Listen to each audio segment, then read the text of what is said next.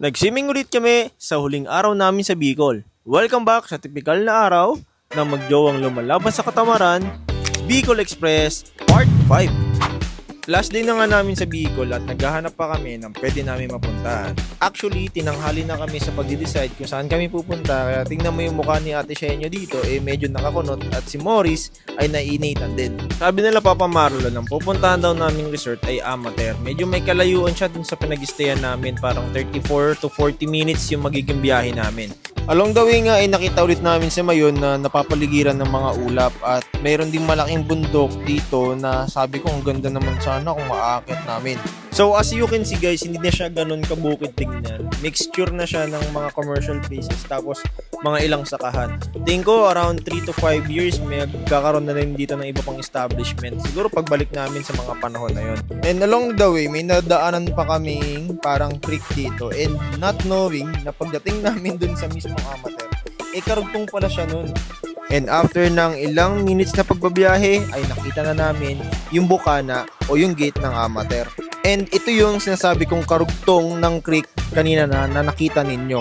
Sa gate ng Amater, nakapaskil yung price nila at yung mga rules sa pag-swimming. Tignan nyo guys, pause ko saglit.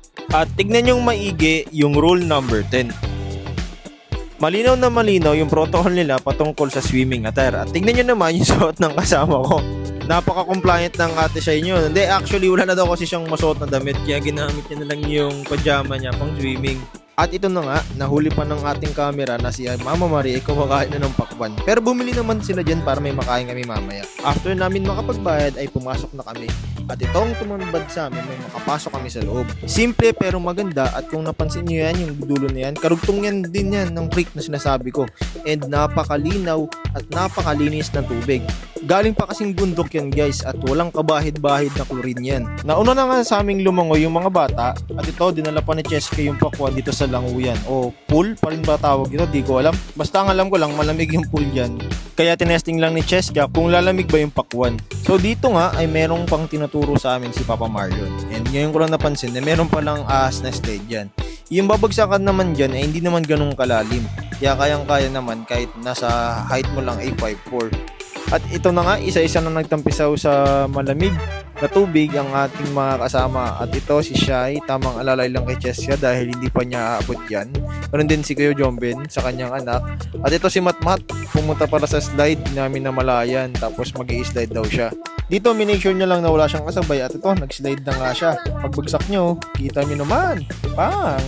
Siyempre, testingin ko rin yan. Gusto ko matry eh.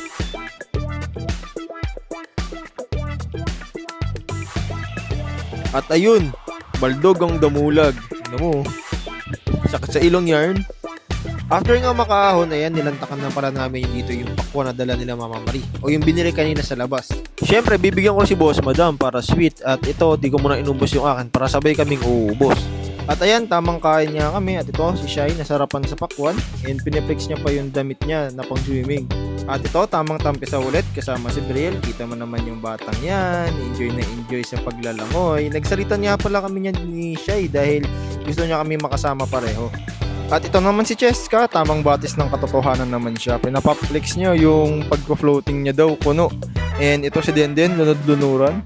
Tamang ano rin siya dyan guys, enjoy kasi nga last na naming swimming yan dito sa Bicol. At syempre, bago kami makauwi, ito, tamang pa-picture muna si Mama Marie para may remembrance siya pagdating niya rito or pagbalik niya rito sa Manila.